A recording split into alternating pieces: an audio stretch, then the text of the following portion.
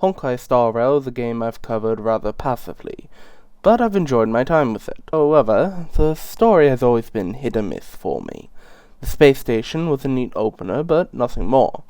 Eureka 6 was an alright storyline that spent a little too long underground, but had a conclusion so badass and epic that I ended up feeling good about it. And the Lafu story, well, the less said about that overcooked, rushed out, anticlimactic story, the better. The ghost hunting livestreamer event was an overall better time than the entirety of the Lafu storyline. You may be wondering why I'm talking about the story so much in a gacha game. Well, that's because I mainly play HSR and Genshin for their interesting stories. So to say I was feeling disappointed with Star Rail in the narrative department would be an understatement. Little did I know that Hoyoverse was about to deliver the most interesting, most engaging, and without a doubt the best arc in all of Star Rail and Genshin Impact combined. Yes, that includes Fontaine, even with how much I adore that storyline. Welcome to Penacony.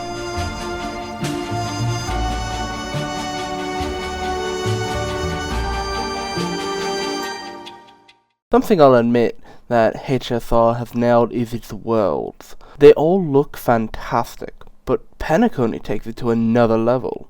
The hotel is grand, but that's not the main event. When you enter the dream world of Penacony, that is where the world comes to life.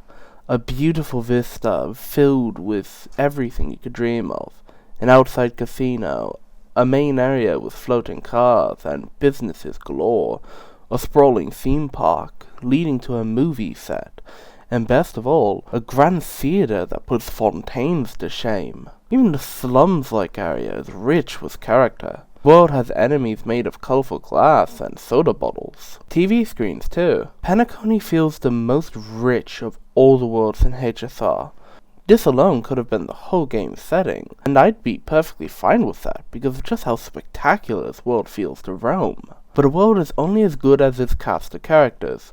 This is something that helps Eureka 6 in its favor, but doesn't really help the Laofus, since the best characters come from that are the Stellaron Hunters, who we've already met beforehand, and literal side characters.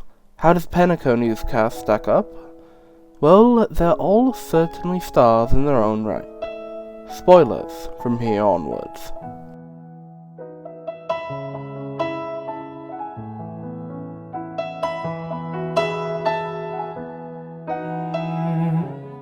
I won't be able to go over everyone, of course, and some will more so be covered in the next segment. But without further ado, let's start off with Robin, who's rather simple. She's a wonderful singer, President Sunday, aka the head of the Oak family, an intergalactic sensation, and totally not an obvious lesbian-coded character, guys. She totally isn't. There's no way she's reminiscent of the infamous lesbian poet Emily Dickinson. Anyway, she unfortunately is a bit lacking in character, but that's more so due to the role she plays in the story, something we'll get to later. Either way, I still love her.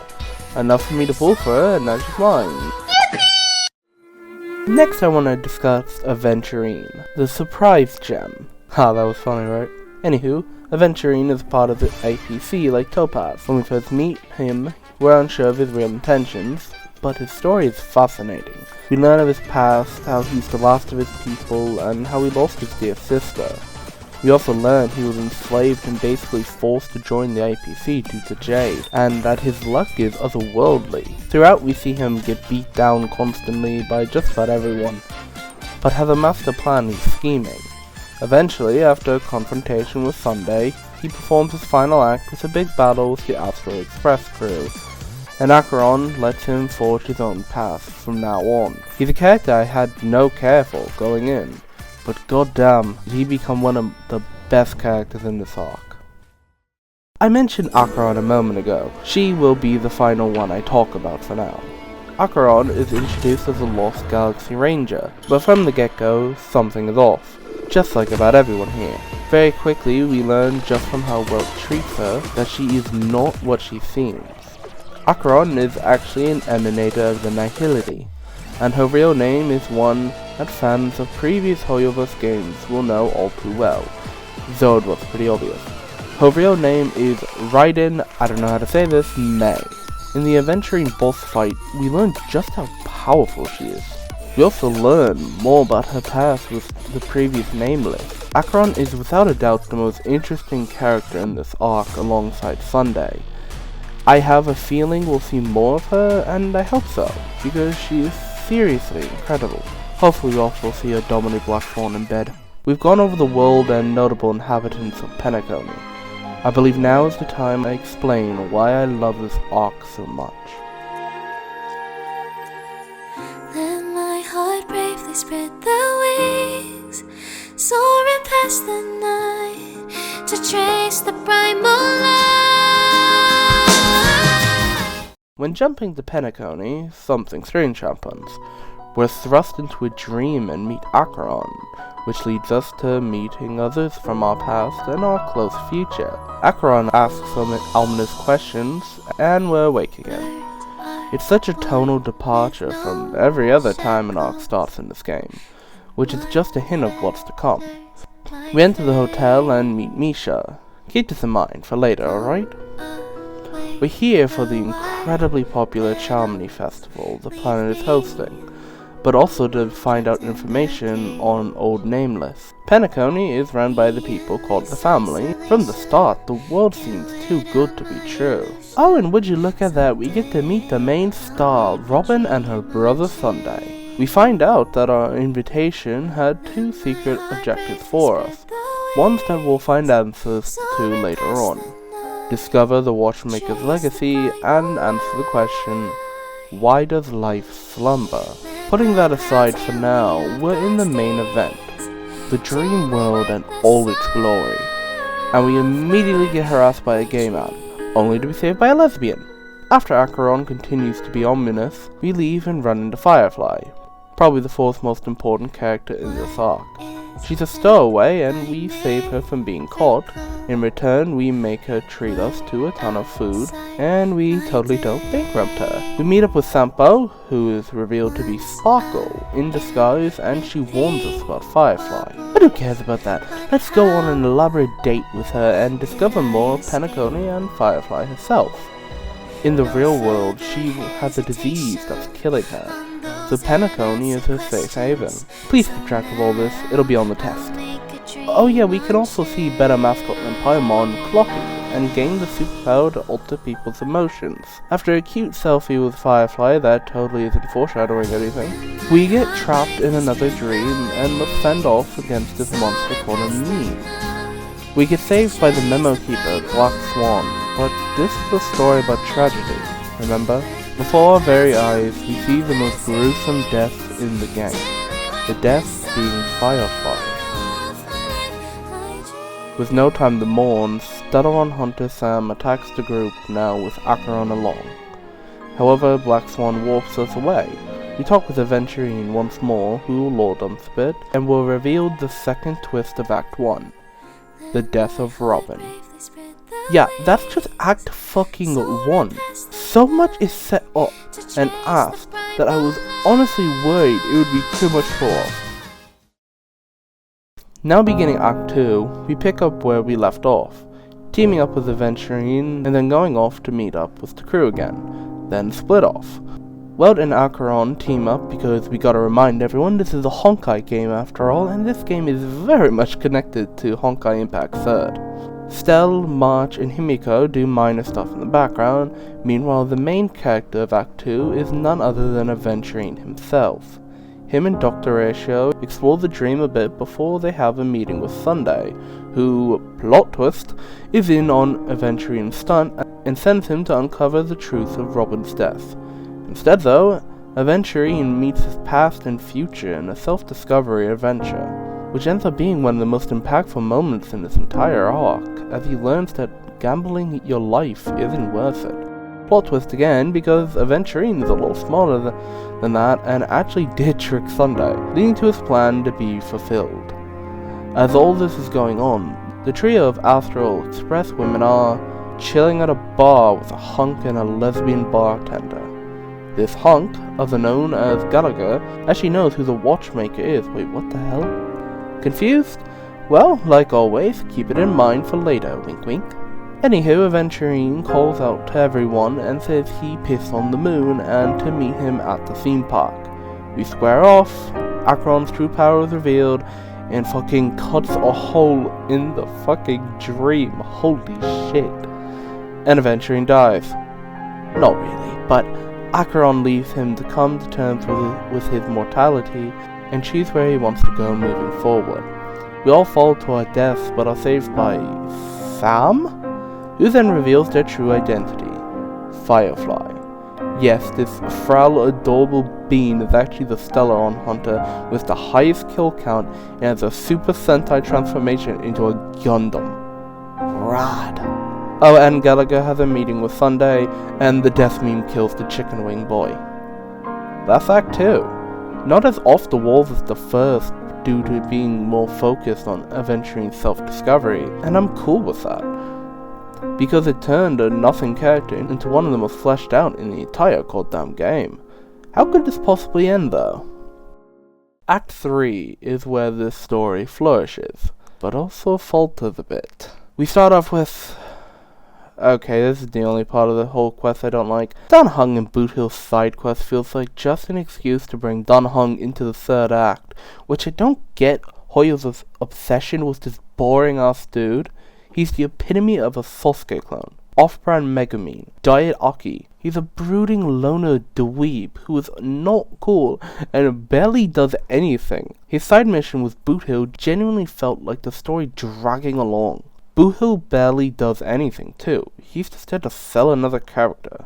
It's so pointless. Anyway, we see Acheron has a talk with the Dream Master, whose body doesn't exist, so he just possesses the family members occasionally. Someone get Ho-Ho in here, and that'll solve everything. Acheron reveals that she knows that the family has strayed from the harmony. Then we meet Sparkle, handing out a bunch of detonators to random Robin stands to pin the bombing on them, I guess. Firefly explains she discovered the secrets of Penacony and had Silverwolf give us invitations to Penacony, so Firefly could befriend us and get killed. She tried to tell us earlier, but the script said nuh-uh, until that was thrown out the window with Acheron slicing the world, leading Firefly to save everyone and take them to the land of the exile. We find out Blade is a certified racer, and Firefly is scared of Bladey driving. We discover that the death meme does not kill, but takes its victims to this land, to which we reunite with Robin and Sunday. But before that, we see a familiar someone, Misha. We learn about one of the nameless we were tasked in finding, but she's dead. Now we reunite with Robin, who says she no longer cares to entertain this broken dream, but an elder in this land counters it by saying that they are meant to live in it, so that when they return to reality, they can continue living. Robin reveals she had lost her voice due to the family straying from the harmony, and in her attempts to dig deeper, that is when she is killed. She also mentions that the family has a betrayer, using the harmony to trap everyone in dreams. We learn a bit about the two nameless, and Gallagher had planned for everyone to be together in one place so they can save Penacony. Welt splits with Robin and Sunday, who go to confront the Dream Master. Welt is noticeably growing concerned of Sunday. He would be right though, as when they confront the Dream Master, Sunday betrays his sister in Welt. Meanwhile, Gallagher reveals the identity of the watchmaker being Mikkel the Nameless, and his legacy is then unearthed to us. But of course, before we learn that, we have to go back to Fraud and Out of Place, as Boot Hill's sole purpose being here is for Acheron to return the relic of one of the Nameless that died to a Galaxy Ranger. Yeah, that's it. Anywho, Sunday reveals his betrayal to the rest of the crew and Firefly, and here's where Sunday becomes oh so interesting. He claims that people will only get hurt if they continue on their own path, so his way of making sure everyone lives a happy life is by constructing a dream where everything goes right for them, but their agency is gone. This may sound familiar to you if you're a fellow loser. but this is almost verbatim the third semester in Persona 5 Royal, and Sunday is Dr. Maruki. Firefly and the others declare that if no one fights for themselves to improve and become better people, life is meaningless, that they are merely puppets to someone higher. I love stories like this, where you have to choose if you'd rather live a peaceful life, so no hardships, but unable to choose for yourself, or continue forging your own path and deal with what comes of it. It's a surprising amount of depth packed into a gotcha game, and I fucking love it. Sunday says the reason why we slumber is to not awaken from a harsh reality, but Firefly says that doesn't matter. People should decide their lives for themselves. Now it's time we return to Mikhail's legacy. And after a long history session with Misha, we learn that only the Nameless can see Misha in the dream because he's a hidden message for them. Misha is Mikhail, the Watchmaker, and gives the Trailblazer his legacy. If you told me when this story started that Misha would be this important, I'd call you crazy. Firefly leaves, saying she must follow the script, even if it leads to her demise. She has a sick transformation to Sam, and she's gone. Gallagher is revealed to be nothing but a concept, and laments that he and Mikhail won't see Penacony's conclusion. The Dream Master tells Sunday to harness the power of the harmony, and with that, we enter the final confrontation.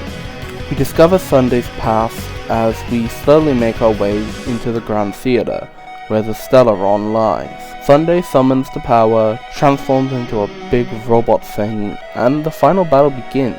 We take him out with ease, but Sunday isn't done yet. However, Dan Heng does the only thing he's here to do, and brings Jing Yuan to take out Sunday. Alright, whatever.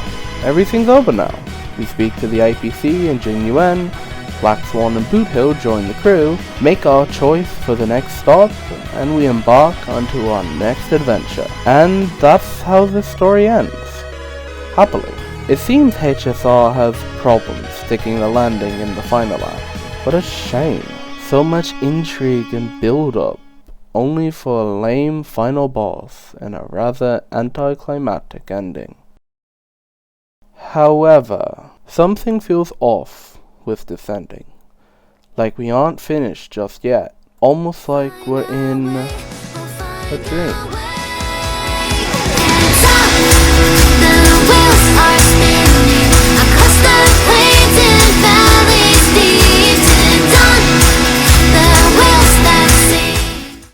Black Swan speaks to us and says that the crew died, but there's still a second shot. She tells us to go back to the beginning and remember everything that's happened, and asks us a simple question. With all that we know now, what is the flaw? Misha, the Watchmaker himself. Something that should only exist in the dream world, yet there he was in reality. Simple. Everything was a dream. We are still in a dream, and with that, there is hope. The Order had blended dream and reality, making it hard to tell the difference from one another. We awaken where it all began, run into Acheron and Black Swan, and later everyone, even Boot Hill and Dan Heng. Why are you two still here? Our original ending was so perfect because Sunday won and gave us the happy dream. The only reason there was a flaw in the dream was due to its creation being from a human, not a god. And we have to make everyone wake up. Acheron tells us that Firefly waking up first is the entire reason this has played out this way. So in other words, Firefly is the GOAT. So it's up to us to defeat Sunday, so she can escape her third death. And with that, we embark on the true finale. Boot Hill proves his youth and calls upon all Galaxy Rangers, and Robin is tasked with singing a tune to bring everyone in the world together. Acheron destroys the dream, and the real final confrontation with Sunday begins.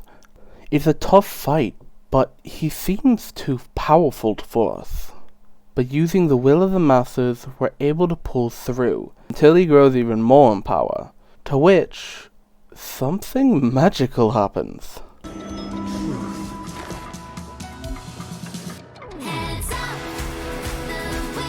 Oh my god! I'm not kidding you. When I got to this, I was stun locked. This is my footage, so you can see me pause. Because holy shit, this is actually happening. This is without a doubt the best boss fight in any Hoyo game. Which is funny because I said the same for the Cocolia fight. But I realized that the Cocolia fight hype is purely based on the music and the spectacle. But with Sunday, not only do we have those, but the emotional stakes here resonate with the player more because of how much more engrossed you are in the characters and the story. The Cocolia fight is hype and all, but this is the payoff of proper build-up, and that's why you feel the impact more with this boss. Robin's voice returns, and with the power of the Watchmaker's legacy and the Mass Awakening, it shows Sunday the will of the weak. Side note, holy hell, was that line by Himiko the most hyped line in this entire game. Sunday asks us one final time, why does life slumber? Estelle simply answers, because someday.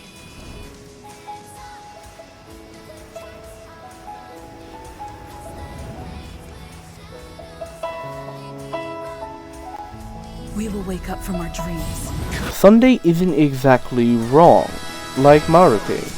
It's okay to want to escape to a happier life, but is it right to force that on everyone? To live is to make choices of your own and live with them. If you fail, you make it right. If you succeed, you rejoice. We all have the right to choose for ourselves, and our dreams are an escape. But they're also meant to tide us over, so that we are ready to wake up.